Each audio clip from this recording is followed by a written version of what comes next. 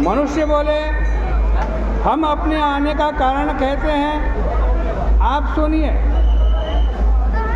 हम संदेह निवारण करने के लिए आपके पास आए हैं। आप ब्रह्मा के समान श्रेष्ठ हैं, आपसे उत्तम कोई नहीं है, इसलिए कार्यवश हम आपके पास आए हैं। ये हमारा जो राजा है महीजित, जिसका नाम है, इसके पुत्र नहीं है। हे ब्राह्मण, हम उसकी प्रजा हैं और पुत्र की तरह उन्होंने हमारी रक्षा की है। उनके बिना पुत्र को देख करके हमको बड़ा दुख होता है।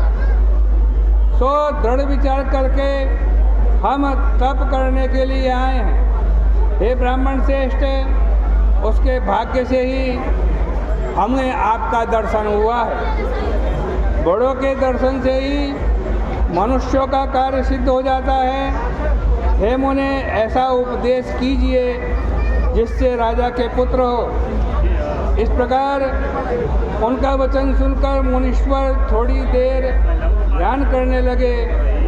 उस राजा के पहले जन्म का वृत्तांत जानकर मुनीश्वर बोले, पहले जन्म में यह राजा निर्धन और क्रूरता के कर्म में लगा रहने वाला था।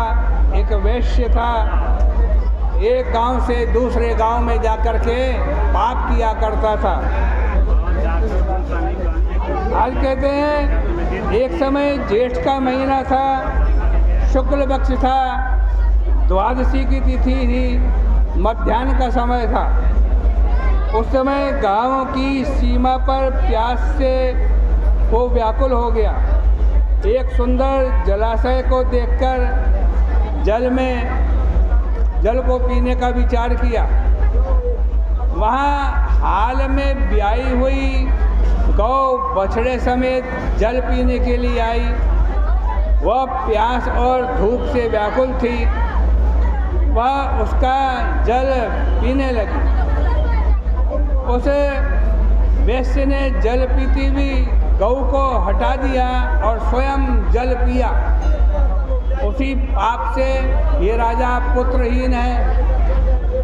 पिछले जन्म में किए हुए पुण्य से इसको निष्कंटक राज्य प्राप्त हुआ है। वे मनुष्य बोले, हे मुने, पुराणों में सुना जाता है कि पुण्य के प्रभाव से पाप दूर हो जाते हैं। इसलिए पुण्य का उपदेश कीजिए जिससे पाप का नाश हो और उस पुण्य की कृपा से इनके पुत्र हो। लोमस ऋषि बोले, श्रावण महीने में शुक्ल पक्ष में जो पुत्रदा नाम की एकादशी है, उसका व्रत न्याय और विधि पूर्वक करो। रात्रि में जागरण करो, उसका निर्मल पुण्य राजा को दे दो। ऐसा करने से निश्चय ही राजा के पुत्र होगा। इस लोमस ऋषि के वचन को सुनकर और उनको प्रणाम करके प्रसन्न होकर सब अपने घर चले गए। श्रावण आने पर लोमस ऋषि की बात याद करके सब लोगों ने राजा सहित श्रद्धापूर्वक व्रत किया। द्वादशी के दिन अपना पुण्य राजा को दे दिया। पुण्य के देते ही रानी ने सुंदर गर्भ धारण किया। प्रसव का समय आने पर सुंदर पुत्र उत्पन्न किया। श्रेष्ठ, इस प्रकार यह पुत्रदा नाम की एकादशी प्रसिद्ध है। इस लोक और परलोक का सुख चाहने वाले को इसका व्रत करना चाहिए। इसका महत्व सुनकर मनुष्य सब पापों से छूट जाता है। यहाँ पुत्र का सुख पाकर अंत में स्वर्ग को जाता है। इस प्रकार से श्री भविष्योत्तर पुराणे श्रावण शुक्ल पुत्रदा एकादशी व्रत महात्मा श्री कृष्णार्पणमस्तु।